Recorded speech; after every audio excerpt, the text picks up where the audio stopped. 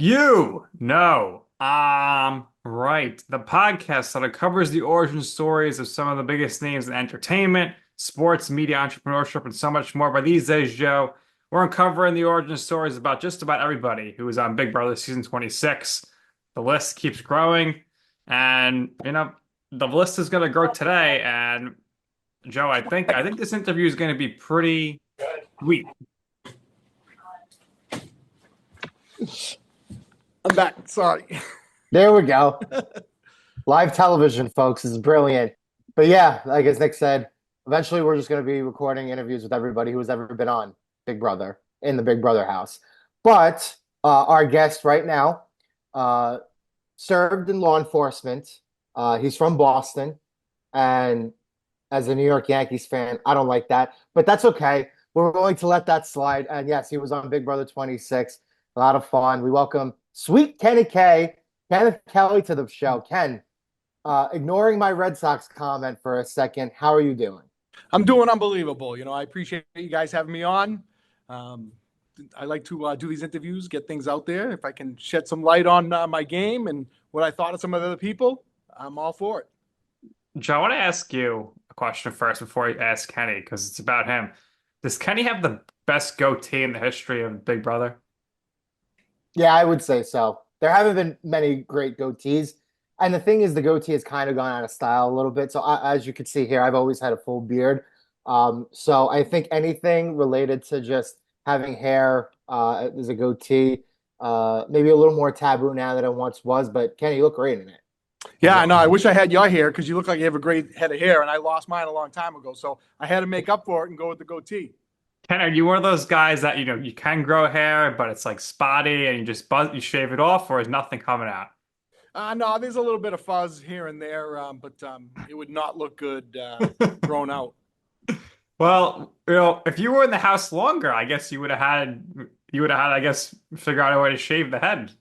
Well, I was just picking it. There's a couple of good memes of me filled with shaving cream. I think they used it in one of the comps. So I tried to pick it about every other day. I did stop shaving my face for a little while in the house just because it was kind of a pain. But I did make sure my head stayed nice and shiny. How did you get the nickname Sweet Kenny K? When did that come about in your life? So that actually came about a friend of mine that I was serving with in Afghanistan. We were doing a lot of investigations back then with NATO. And we kind of teamed up, good guy, bad guy type of thing. And a lot of times I was the more, I guess, bad guy in the interview sessions. So the term Sweet Kenney K kind of came, it actually was just Sweet Ken Kelley. And I changed it to Sweet Kenney K for Instagram purposes. But it kind of came because it was, I wasn't very sweet. I was kind of direct, right to the point. I didn't sugarcoat anything. And that's how I kind of got it. It was kind of like one of those opposite nicknames. All right, fair enough. Makes a lot of sense. Talk about your background in a little bit in Afghanistan as well. But first, I gotta ask you, who is better at wooing? Is it you or Ric Flair? Because I mean, woo! You got a good woo though too as well. Yeah, woo! Ric Flair, hands down, he's the greatest of all time. So definitely Ric Flair has the good one. But I have been doing that for a long, long time. A lot of people, if they looked at my Instagram and my TikTok for years back, for some reason I just kept doing that. And it probably was inspired by Ric Flair himself. All right, I like that. We're wrestling people on this show, so to hear you got inspired with the woo, I like that. But I mean, you got the quick like woo, and Rick's more like exaggerated, but they both work great. Little attention grabber. Yeah, absolutely. Speaking of the greatest of all time, again, at the top, we mentioned most people from Boston, their sports teams, they would consider themselves the greatest of all time. Your accent's coming out, right? What do you drink in the morning? Is it coffee or is it coffee?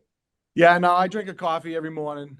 You go to Dunkin' Donuts, right? Dunkin' Donuts, iced coffee. I like to brew it myself, though, too. I'm kind of a coffee connoisseur.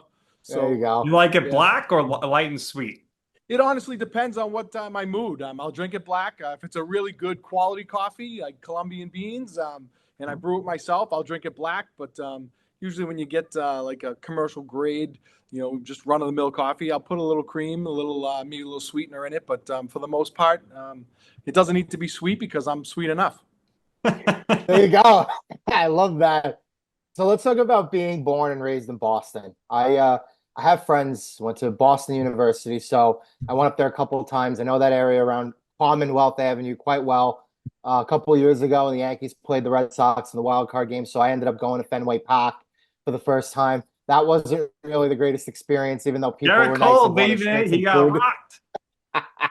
Well, where did you grow up in Boston? Talk about your life growing up there. Yeah, so I grew up in Everett, Massachusetts, which Everett actually touches the north side of Boston. We kind of abut Charlestown, which that's where all the armored car robbers are, and all the movies with Ben Affleck and that kind of stem from. So I did pretty much grow up. It's not technically considered Boston, but it's as close to Boston as you can get without actually being one of the parts of Boston, whether it's Dorchester, Roxbury, Charlestown. Everett's middle class working community. I grew up in a house with two older siblings. I was the youngest of three. Both my parents worked full time. I kind of, came home every day to my grandparents who lived in the house with us. And I was an athlete. I tried to stay as busy as possible. I kind of had a lot of energy as a young kid. And I also grew up in a house with an addict. My oldest brother was addicted to drugs from a very, very young age.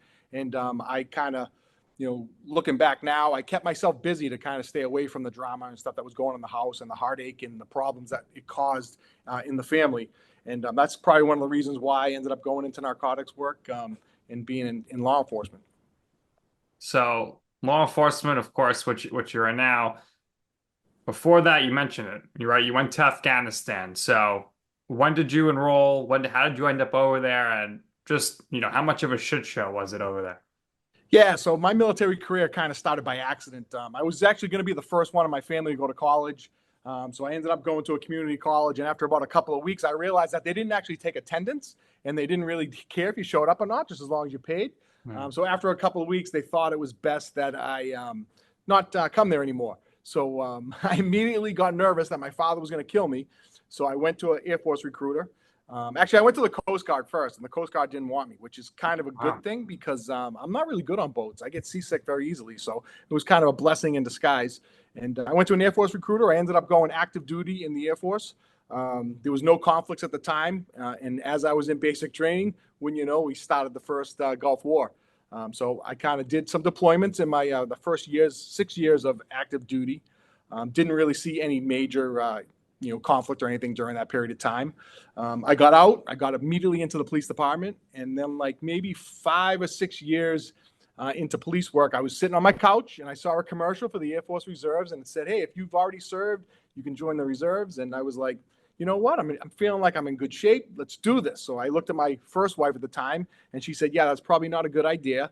You'll probably get deployed, and you'll have to go to either Iraq or Afghanistan." I said, "Oh no, the reserves, they don't do that." So against her better judgment, I signed up for the reserves, and in a year I was in Afghanistan. I was in Kandahar, Afghanistan. I was assigned to an investigative unit that was pretty much attached to NATO. So we investigated all kinds of crimes in the war zone. We traveled all around. I had some really good partners.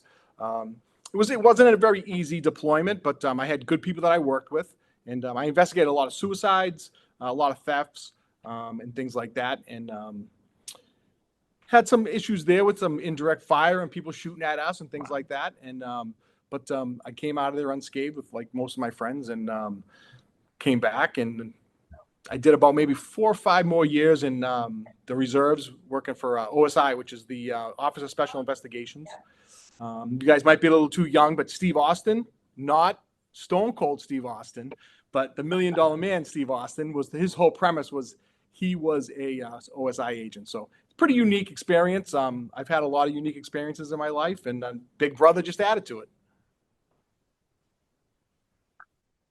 So talk about your time working as an undercover cop. Yeah, that funny thing is that kind of happened by accident too. I really wasn't in narcotics yet. I was in more of a juvenile investigations thing, and the DEA sent a group to my city to do a search warrant. And I went there to help them out. They kind of put me on the outskirts, and they said, "Hey, do you mind just watching the outside while we hit the door?" Which, if anybody knows law enforcement, being on the outside isn't the fun part. You want to actually go through the door. But when they went through the door on the second floor, a window opened up. 2 kilos of cocaine came out the window, and followed by a person who was the drug dealer. And they didn't know that at the time that he jumped out the window. And I ended up chasing him through several yards and ended up, making the arrest. And I was actually all by myself at the time. I actually dragged him back to the DEA guys at the time. And the DEA guys were super grateful because they really wanted this guy. And that kind of was like the catalyst. They ended up talking to my boss and being like, wow, he did such a great job. We got a position open for him. Do you think maybe we can get him full time? And that's kind of how it started. I went in there. I really didn't know too much about narcotics at the time, but I had a lot of seasoned officers at the time that helped me. And I've always been kind of fearless. And they put me in a couple of situations where I could buy drugs. And as you can probably tell by now, I can talk. I can really talk. And sometimes I've talked people that didn't want to sell me drugs into selling me drugs. And my career just kind of went from there. And I bought like small amounts of drugs to, hundreds and hundreds of pounds of marijuana from Mexican drug cartels. I worked all over the country. I worked in other countries. And it was a great career. When did you end working in undercover? Because obviously, if you were applying to Big Brother back then, that's a big no. Your cover is blown. They wouldn't be allowed to do it. Your career would be over. When did you transfer out of the undercover world? Yeah, so the first year that I did apply to Big Brother, I still was working in narcotics, but my undercover days were kind of, I was kind of like one of those things, break the glass if you need somebody really in an emergency. So my undercover days were kind of over. I was more of a overseer and a case manager at the time. And then a couple of years after that, I ended up getting promoted. And usually in the small departments, when you get promoted like that, you pretty much promote yourself out of doing the fun stuff. And I went on to do other things as a sergeant. So are you currently still a sergeant, or are you retired? Yeah, so I'm currently a sergeant still. I probably have about a year and a half left, and then I'm probably going to call it quits. My wife says I'm not going to call it quits because we still have two young kids, 6 and 8. But I'll be fully vested into my retirement in about a year and a half. I'm curious, when you left, because you went to the reserves and you went, back, did your vesting have to start over? Did it continue? How'd you work that out there? Yeah, that kind of continued. So so my military time kind of continued, and I went back in with the same rank and things like that. I didn't have to start over. Excellent. Good. Happy to. So talk to us about that first season you watched Big Brother, thanks to your wife, of course. What was that season that kind of hooked you in and made you start watching? Because for me, my wife got me into some shows as well. The Real Housewives, now I'm hooked on all that type of stuff, those TLC shows. So listen, Joe's a single man. You and I are happily married, so he doesn't really know about how you get caught up in all these crazy shows your wife watches. But it becomes a part of your life, a big part of your life, and Big Brother became a huge part of your life, Kenny. Yeah, for sure. My wife at the time we were working together, she actually did undercover work too. That's kind of how. Oh, wow. She worked in the neighboring town, and then we all started working cases together, and then we became friends. And then eventually it turned into a marriage. But she started talking about Big Brother and going. A lot of times we would go out on Thursday nights after work. That was kind of like our night to decompress. And Big Brother's on Thursday night, so a lot of times she'd be rushing home or getting out of there. I'm like, where are you going? She's like, oh, I got to go to Big Brother. All my girlfriends watch it. So that kind of got my interest. I was like, you know what? Let me see what this show is about. So I have some talking points with her because I kind of was attracted to her at the time, and she was really cool. And I'm sure she'll say the same thing about me, I hope. So that's kind of how I got into it. And it started off, I believe it was 16. Derek won 16, correct? Yes. So it was that. So it was the combination of, my wife, or my coworker at the time liking the show. And then the fact that when I turned it on, I saw a narcotics guy from Rhode Island. I was like, oh, this is pretty cool. I want to see, where this goes. And I had years past watched sporadic episodes of Big Brother and always couldn't understand it. I was like, how do people watch this? I don't understand it. If you don't actually sit down and watch the show, I can see how you would get that. But then you're like, oh, whoa, there's strategy here. There's all kinds of things that are into this game. And I was kind of hooked. At that point, I never really thought about ever being on the show. I never thought that I was somebody that had the personality to be able to get on a show and do that. It was until, me and my wife got really serious in our dating relationship that I started hanging out with her friends and her girlfriends, and they kept saying how wow, your personality is really good. Just how you can engage in a conversation. People like you right away. You'd be awesome on Big Brother. And I was like, really? You think? They were like, oh, no, you'd be awesome. I'm telling you, you'd be awesome. And it kind of started with her friends constantly telling me to do something. And one day they called me up and they were like, hey, there's an open casting call in Faneuil Hall, which is if you know Boston, all that's kind of like a tourist area with all kinds of food. The food, yeah. And they were I like, think I had a lobster roll there once. Yeah, you probably paid way too much for it too. Definitely. So I went over to the casting call, and I really left there thinking that I made a fool of myself. So I walk into the thing, into the bar. I don't see too many people there. And again, I have that personality where I like to strike up conversations with people. There was a couple of girls at the bar, and I asked them if they were here for Big Brother. They like, yeah, we're here for Big Brother. I was like, well, where's the line? How's this start? I figured like this show is super popular. There has to be hundreds of people coming here. Yeah. And I didn't see that. So I talked to the bartender. The bartender directed me to one of the casting people. I called the person over. I said, hey, listen, just so you know, we're here. Like, she's 1, 2, 3. Make sure we get to the front of the line, wherever this is. Can I buy you a drink? And I ended up getting 4 shots of tequila. And I got the casting guy to take a shot of tequila with us. And lo and behold, the line was actually on the other side of the bar, and we didn't see it. He came over last minute, put us to the front of the line.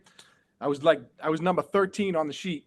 Get to the table with 4 other young people. And at that time, I already probably had about 3 shots of tequila and about 3 beers. So I was feeling pretty good at the time. And my casting pretty much just was shitting on the other 4 people that were there and making fun of them and what they were doing. And when I went to leave, the casting person was like, oh, thank you very much. And I turned away and I came back and I did like a clap and I point and I says, hey, lucky number 13, best decision you'll ever make. And she looked at me like, this is it. This is the guy from Boston. It was like, it was like, no, they love that. It was like I was just talking to a girl all night long, and I'm thinking that she's gonna go home with me, and then she looked at me and was like, yeah, no. But lo and behold, that was on a Friday. Monday morning, I got a phone call. They were like, hey, we love your personality.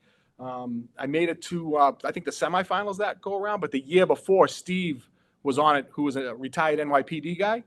And they didn't want to put a cop on 2 years in a row. And then it just spiraled into every year, hey, you want to try again? You want to try again?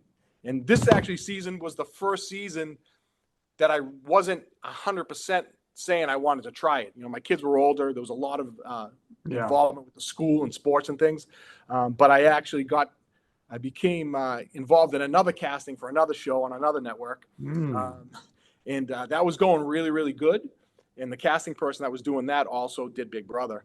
And they actually offered me an alternate spot on it, and I turned it down. And he was like, oh, good. He goes, because I'm going to call you in 2 weeks because I think we might be able to get you on Big Brother. And that's kind of how it went down. Now we got to think, Joe. What could this other show have been? American Idol. That's what it was. Yeah. The Golden Bachelor, but I was married. So, Kenny, I mean, when you find out that you're gonna ultimately be on the show here, right? First thing out of your mouth is probably woo, but then you gotta probably think like, all right, how am I gonna work things out here? I gotta talk to the wife, make sure we're good to go because I got the kids, and I have a career, I have a job. So I'm curious how you work that all out to be able to go within like 48 hours. All right, I'm out of here. Yeah. So honestly, I never thought it was going to happen. There was 3 other times that I was a finalist that I thought I was going to be on the show. The first time was 21. That's Kat Dunn was on that one, I believe. So Big Brother 21 was the first one that I made it to the finals. And I was like, wow, I'm going to be on this show. Like, because I never really casted before, so I didn't know what the process was. Right. But it seemed like they really liked me. My interviews went really good. I was super energetic. And then they called me up, and they were like, yeah, you didn't make the final cast. And I was like, oh, shit. So it was kind of like a roller coaster up and down. And then the next year, same thing. Then I think the COVID year, I was on track, I think, to be a finalist again. And then they were like, hey, we're doing an all-star. So sorry, try again next year. So, and then season 25, I made it to the end again. So when they called and they were like, hey, you're going to be, I think you're going to be on the show. Like, there's a good chance, it's looking good. I had already heard that numerous times before. Right. So my head wasn't really into like, I'm going to be on the show. My head was like, when the phone rings, they're going to tell me that I'm not on the show. So I really never prepared myself mentally for it, which was a huge mistake. And as if you watch the show, it was a huge mistake. But I did, and again, they don't tell you. Like I don't know about any of the other cast people, but I really didn't know until July that I was actually going to be flown out. Like, and my plane ticket was going to be on such and such a date, and they're going to pick you up in a car. Like I didn't know that, so it was kind of crazy that it happened this quick because I never thought it really happened that quick, but it kind of does. Yeah, Brooklyn alluded to that fact. What was the moment like you actually got the key? Because she said she was surprised. Yeah, they did a real good job with that one. They did a real good job. So again, you don't even know you're on the show at that point. Yeah, the moment I got the key, I knew it was coming. I mean, they're not gonna film film for like no that reason. Right. for no reason. I mean, come on, we're not doing. There's no spoiler there. But I knew it was probably coming at some point. But they actually did a real good job of getting it to me. We did numerous takes, and then the last go around, like boom, there it is. So it was very surreal. It was a complete authentic reaction to it. I never saw the key yet, but I obviously have watched the show and seen keys before, and you're curious what's the key going to look like this year, because every year there's some variation, especially over the last 5 or 6 years, some variation of the key. But it was an authentic, like, holy shit, like I'm going to be a fucking Big Brother. So yeah, it was crazy.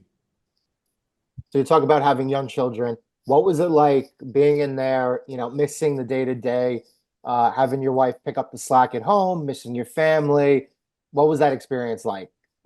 Yeah, it was definitely. I said it in my exit interview. I completely underestimated the emotional portion of this.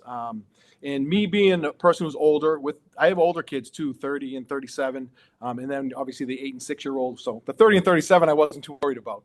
But I am kind of the go-to person in my house as far as like even with my close family. Whenever there's something wrong, they usually call me. I try and help them out and things like that. So I have always been the go-to person to help people. But I know my wife is super strong. I knew she could handle it. I knew she had a lot of support. So I really wasn't too worried about that. But as you're probably aware, there is a sequester period before you go in. I mean, they want to make sure you don't go in with COVID or something like that. And you have a lot of time to think. And that was probably the beginning of my downfall for the game, was having way too much time to think, because I'm like, all right, I'm a father. I got 2 little kids that are 6 and 8 that are going to see this on the internet and on TV for years to come. I'm married, so I have a wife. I have a job, a pretty prominent job, that if I say or do something in that house that is misunderstood or taken the wrong way, could affect my credibility, because I still have a couple of years left to do my job. So that period of time really got me thinking, and I couldn't prepare myself. As excited as I was to get into that house and stop playing the game, I didn't go walk through those doors with the same mentality that I had when I got on the plane to go out to LA. My mentality on the plane was, hey, I'm going to do whatever it takes to win that $750,000. I don't care. I'm going to cheat. I'm going to steal. I'm going to lie. And then at the end of the day, I'm like, wow, I really can't do that. Like, I can't cheat and lie and steal, because these people are going to like look at me like that's a police officer. So a lot of those things went through my mind. And if I didn't have all that time to think, my game probably would have been a little different. But I was well prepared, knowing that things were going to be taken care of at home and my wife was going to be able to hold it down. But the unknowns are what get you, like not knowing. You just don't know. Because my 8-year-old was not happy that I was leaving. She really understood, because she watched Big Brother with us. So she really understood, and she didn't even give me a hug when I left. So that kind of broke my heart a little bit. But I thought, I mean, I'm a pretty strong person. I have a great head on my shoulders, and I've been in really bad situations before and been able to control my emotions and stay calm, cool, and collective. Didn't happen. It's a lot different when it's personal, like when it's your job and you're doing things for your job. I think for other people. It's crazy to say, but with your experience, Big Brother house probably more mentally draining than being in Afghanistan or at the border buying drugs. Yeah, it was tough. The unknown is the worst. Not knowing what's going on at home with your kids and your wife, and the other thing is too is not knowing what America thinks of you. Right. Once I was out of the house, and my wife is like, "Babe, people were adoring you. Like, people were loving the fact that you were talking on the live feeds about me. There was a lot of good positive feedback about you. If the show could have told me that might have like clicked me a little bit, but they don't tell you anything what's going on. Right. They don't say whether you're being liked or whether you're not. And I was nervous getting evicted. I was afraid of getting booed. You know, Mm. Oh, That would never happen. But Kenny, I do appreciate when it came to the comps, you turned it on. You were like, I'm not throwing this stuff. I'm gonna try to win. I'm gonna do the best I can. So definitely as a fan, as a watcher, definitely appreciate the way you went going about those competitions for sure. yeah, and I wanted to play in all the comps too because I wanted to be because I knew when Angela put me on the block week one, that crushed me. They didn't really show it in the first in the episode, but when me, Angela, and Leah were getting ready to go, I drew number three to throw the puck on the board, and I looked at both of them and said, "Hey, listen, if I win this, neither one of you are going up. I need a reason And not she to didn't put want people anything to up." do. And Leah was all for it, and Angela just wouldn't acknowledge it. And then wow. they didn't show it, but the first two times Leah and Angela threw off, and then I was the last one to go. There was one section on the left that had all the odd numbers, and all I had to do was push the thing like 4 feet, and it only went like 3 feet, and it Oh, didn't even make it to the numbers. And I reiterated again. So when she put me on the block the first week, I was like, wow, she didn't like, there's no loyalty at all, or there's no like even gameplay. Because I tried to play the game right there right and away. then. And her reason Yeah. was that I didn't talk game with her. And that's why she put me up. But she was looking for something more, but Uh, she she's a wanted to comp, team up she's after. And I said, she's no a way. comp beast. So I'll tell she, that marshmallow one, 8.5 hours. she could have I kept actually going. It looked like. I gained a lot of respect for her for that because I don't know if I could have stood up there for 8.5 hours. She did What, really, what really, was it really like? good. What was it like watching from home after you get home? Was it weird? Did you go back and catch up and watch when you were in, or did you just jump in live time like everybody else?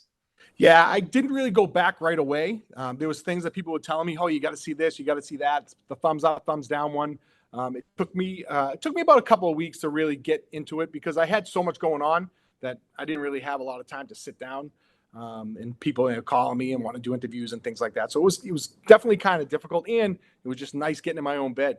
But it's surreal. Like I honestly still look at the show and watch and be like, "Wow, I was in that house." Like, oh, Rabina is laying in the bed that I slept in for 3 weeks. Like, it just didn't. It doesn't click, to be honest with you. Right. Even in the house sometimes. I know it lasts so long. Let me ask you a question. Do you have any regrets with how you played the game? Because you're a very personable person, very sociable person. The beginning of the game is very difficult because, again, like you mentioned, Angela puts you on the block immediately, and in the Right. first few weeks, it's a very low-hanging fruit. It's an easy thing to do You're to just on, you keep stay on. putting up the same Right. people on the block, right? So, were there any regrets in terms of how you decided to strategize? Do you wish you could have maybe used your sociable personality a little more? Do you wish like you kind of scheming a little bit more and trying to play that game that Derek kind of played when he won? Yeah, I mean, there is a bunch of regrets that I have, going into the house. I think the biggest regret that I have is I toyed back and forth with just saying, you know what, no one's ever come out and really said what they did. And I was toying back and forth with going in that house, even up until the time I walked through that door, if I should tell them I'm a police officer or not. I kind of regret that I didn't. My wife was adamantly against it. She's a way bigger fan. She's been watching the show a lot longer than me. And she said it would have been absolute suicide for me to go in there and say that I was a police officer. But on the flip side, I think if I did, my They got some personality would have came respect. out a little better. Right. Right. I would have had more things to talk about. Especially after Matt told me that his father was a police officer. Right. I was like, even then, like when we were sitting in the living room and everyone was introducing themselves, it was like a split second that I decided not to do it because I kept hearing my wife's voice in my ear telling me Mhm. not to do it. Right. And what you said, you operated a food truck? Is that what you said? Yeah, so I mean that's what I did that anyway. I had a Okay. side business for a long time with a food truck, so Gotcha. I did do Listen, I that. think I think Kenny, you take that truck on the road, you got Chef Tucker in there, and you guys are going to be printing money all over the country. I could put Tucker and Lisa in there together, and that'd be a show all to itself. Oh my God. That could be a spin-off for Paramount Plus, you know? For sure, for sure. Could be. So yeah, not saying I was a police officer is my biggest regret. Yeah. I wish I Now, did. I'm always curious about when you walk in the house, the outfit you're wearing for the first time. Some people get dressed up, some people don't, because you should know you're walking right into a competition. Just curious, Did your wife pick out your outfit for the first night? There was a couple of different options. I kind of just was trying to stay true to really who I was as Right. far as like, I kind of want to portray myself as the dad. Yeah. So yeah, that's kind of, we went back and forth. My wife had some say in it. I had some say in it, but then ultimately, there was several options, and that's the option that fit best for moving day. All right. And Angela, I mean, it was a little surprising that she went after you because usually, Yeah. like, the Yeah, but, mom and the dad are supposed to team up and take right. out the young bucks, but she was like, wild gameplay, but she was great too. So I don't know what it was like living with her, but watching her, I had to end up rooting for her at the end, despite some poor decisions she made. Yeah, I was shocked. I was shocked. I really didn't think I had to talk any game with her. And when she won the HOH, I was like, and then me and Brooklyn were talking too those first couple of days. And then Brooklyn was like, hey, listen, the parents, we got to stick together. I was Yeah. like, yeah, absolutely. I go, but Angela's really not, giving me the warm and fuzzy. So Brooklyn was trying to get it going. She didn't give Brooklyn the warm and fuzzy either, because No. Angela was looking for that large alliance of young people that were going to carry her to the end. And when she didn't get that, she lost her shit. Right. And I was shocked that she put me up. She had so many other options. And that strategy worked for a bit, but then she's getting Tucker out of the game, which was like the dumbest thing she could have done because he was gonna kick her to the end. Yeah. Every day she wanted to talk game with me after that. And I was like, Angela, that ship is sailed. I go, Ship and I felt sailed. bad for a long period of time. I felt bad for her because the house kind of like was being, dismissive of her and not being very kind to her. And that's not how I am. I'm a kind person. I don't like to see anybody down and out. As disappointed as I was in her actions and what she did to Matt and how she did all that stuff, I thought I it will was a say joke. though, I mean, if it's messed up, it's messed up. But the Crazy Eyes nickname was great, and Matt should be like making shirts with that. Oh yeah, absolutely. I'm sure he does. That was pretty funny. But So, I stuck to my guns. I told her that I wouldn't work for her. I wasn't going to flip. right, you weren't I gonna stayed true to who change. I was. You weren't gonna flip flop like Quinn, so it worked out for you. So, talk to us about the first time you got recognized by a fan and what that was like for you. And then talk to us a few weeks ago. You had the event in Manhattan, in New York, with all the fans. So that must have been pretty surreal as well. Yeah, my first interaction was coming home in the airport. I got to the airport. I was actually in line getting a bottle of water. And a girl probably like 14, 15 years old was with her mom. And she kept looking over her shoulder. And then I was like, hi. And she was like, you're Kenny from Big Brother, right? And I'm like, yeah. And she was like, got quiet. She didn't know what to say. And then like 2 minutes later, she came over with her sister and I took pictures and stuff with them. And then the ironic thing is the second person that recognized me was from Boston. Obviously, we were getting on a Boston flight. And she came up to me with her son. Her son was probably about 16, 17 years old. And she's like, oh my God, we're from Boston. We love you. I love that you're a police officer. She's like, my brother's a police officer. He worked in a DEA task force. And I actually worked with her brother. Ah, So look at that. their brother on FaceTime. And it was kind of funny, like how small a world is this? Here I'm in LA. I worked with this girl's brother, and she was a fan of me on Big Brother. So, I do get recognized. Surprisingly, I get recognized a lot. I don't know if it's my unique look and my goatee and my bald head, but right. I do get recognized a lot. I'm just waiting for you to be like, you got to make an arrest. Hey, hands up. Oh my gosh, you're Kenny from Big Brother. Yeah, I've had a couple of those. And my wife loves it. She just rolls her eyes and she's like, and there's been a couple of times where people have caught me completely off guard, where they come up to me and start talking to me, and I'm like, okay, I know them from somewhere, but where do I know them from? I was like, how do I know you? Because I totally forgot about the show, and they're like, I watched you on Big Brother. I'm like, oh, that's right, I was on Big Brother. Right. Manhattan was crazy. The fans in Manhattan were insane. I did want my wife to come to that. I was like, babe, you got to come with me. I want you to hang out with me. Definitely not my scene. I mean, I'm married. I got 2 kids to go into that. But the fans were super nice, super kind. I get a lot of positive feedback, and I've had some negative, obviously, feedback. People think that I quit the game and wanted to quit, which was never really true. That I wanted to actually self-evict or anything like that. That never was going to happen. I wasn't going to unpack my bag though. If I ended up not getting, I wasn't going to unpack it, but I wasn't going to leave. I was just going to leave my bag packed and I was going to live out of my bag, and that was going to be my stick. So that was kind of ironic. But though, actually, you asked about the regrets. The other thing I look back now and I regret is I didn't fight a little more. because although I was using it, that I missed my family and I wanted to go home, which was 100% true. I did miss my family. I wanted to go home, which the other 15 people in the house had missed something at home too, and would want to go home, but they overcame their emotions. I was using that as a toy or as a tactic the first week and a half. Because Cedric came up to me and Cedric was like, "Hey, they're talking about you in the comps. They think you're more than you're not. You're kind of a threat right now." They were talking about you in the kitchen. So I started really playing up the fact that I missed my family and I wanted to go home. And so the first week and a half, I was really playing that up. And I agreed to talk to my wife on the live feeds at 5 o'clock every day. But they don't tell you what cameras are live. So I would do it in like 4 different locations in the house just to make sure my kids saw it. But after the 4th time of doing that, it really weighed on me. So, week 2, going into the 3rd week, I was emotional. Like me and Tucker had some pretty emotional moments, on the couch.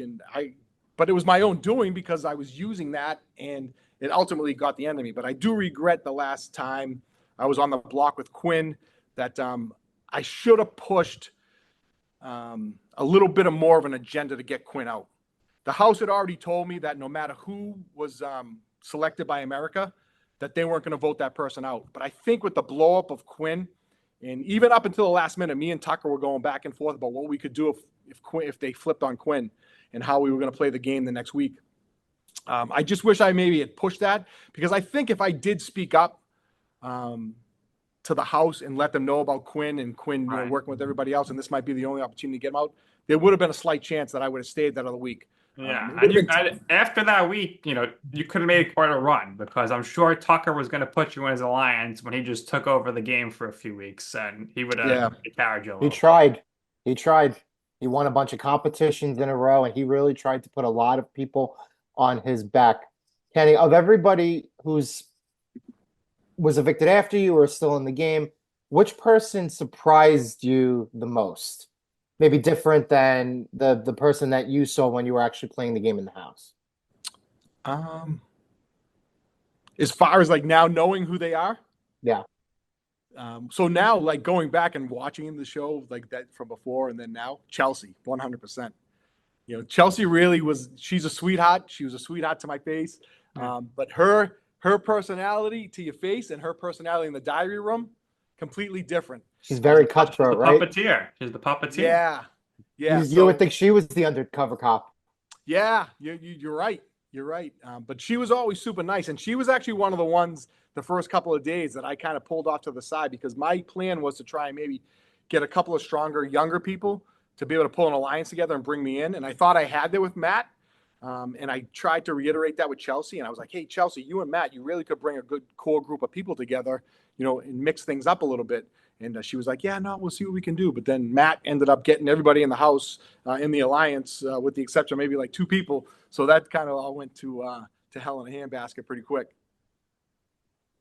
So let's talk about your social media, because this is a point of emphasis. Nick always brings this up. For people going into the house, usually what they do is at home, they'll let people like their friends or family kind of control their social media. As you're playing the game, you see your social media following. For the people who keep their social media public, it helps them. If you keep it private, obviously it's going to hurt you. So do you have any messing up keeping it private right now? Terrible, unbelievably stupid mistake. But did you have anybody controlling, maybe your wife controlling your social media when you were there? And then constantly posting on TikTok and Instagram. How have you seen, again, your following kind of increase and bump a little bit, and people interacting with you now that you're out of the house?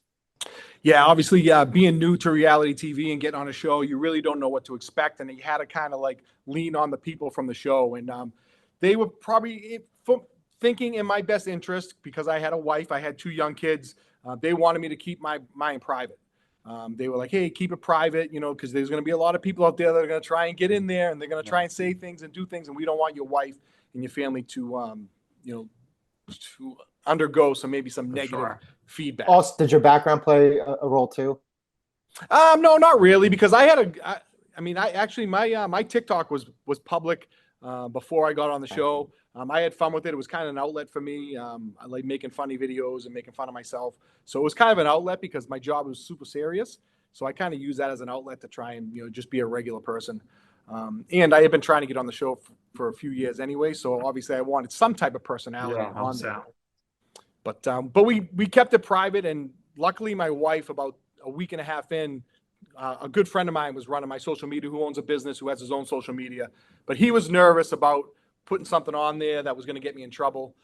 But after about a week and a half, my wife called him up and was like, get that thing open, because I'm looking at other people's social media and they're gaining followers like crazy. So they opened it, but they were still super cautious about what they posted, because they didn't want to, they were nervous, and we were new at it. We didn't have anybody to help us along the way. I wish I did. But like I said before, I really didn't think I was going to be on the show up until 3 or 4 days before I left on the plane. Right. So yeah, that was tough. So But far, the followers, my followers, I'm gaining mostly. I gain my followers through collaborating with Matt and Tucker. Me and Tucker have become fairly close. We text almost every day, and Boston guys got to stick together. Yeah, so they've been really good with helping me. Obviously, I'm an old guy who doesn't really know a lot about Well, don't the worry, ins and outs. when we post this all over the place, so I'll be collaborating with you like crazy. Yeah, for sure. So so collaborating with them has really, if I do a live for an hour, I'm gaining followers like crazy. Matt actually came up with the idea. I don't know if you saw the TikTok about Daddy's home, which there was some controversy with that clip, but I like it. It doesn't matter to me. However, if people want to read into it, they can read into it. But that one with Tucker and Matt, playing rock, paper, scissors in the background, and I came in and I unbuttoned my shirt. My wife was like, seriously, you had to unbutton your shirt? But that gave me probably 8,000 followers. Wow. Within about, a 2-day period. Wow. Incredible.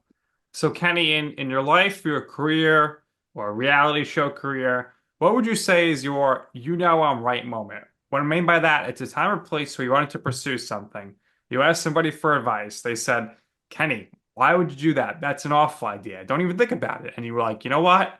I'm going to do it anyway. And in the end, you will see why it is that I'm right about this. And I can tell you, I told you so. I just go right directly to the show. I told my wife I wanted to say that I was a police officer, and I polled everybody that's in the house now, and they all said it would have been right. So I tell her now, I'm like, babe, I know you think that I was wrong, but I'm right.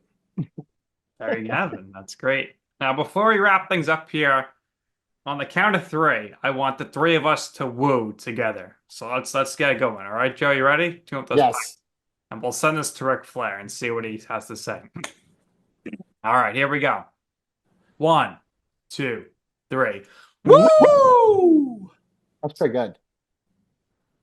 I'm impressed. That was good, Joe. It was very, very good. Well, Kenny, we thank you for your time. We really, really appreciate it. We wish you the best of luck moving forward. Nick and I, we were at the Big Brother premiere party in Manhattan earlier in the summer. We've become friends with a lot of people who have been on the show. So hopefully one day soon, maybe if you're in the New York area, Tucker's here. We've already kind of talked with him about linking up. So hopefully someday soon, we would love to link up with you in person. Premiere party, you get to kind of hang out with us.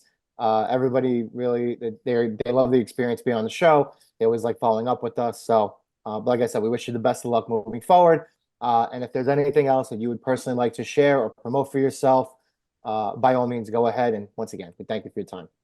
No, I really appreciate you guys being on here and having me on the show, especially at Brooklyn and all those other people on it. So I'm honored that you find me entertaining enough to take up some of your time. So just follow me on Instagram. Follow me on TikTok. It's Sweet Kenney K.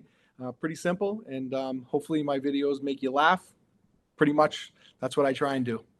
Thanks, guys. This has been great. Kenny, thank you for your time. That's going to do it here for this episode of I'm Right. For our special guest, Sweet Kenney K. Woo! My co-host, Calabrese. I'm Nick Durst, and this has been I'm Right.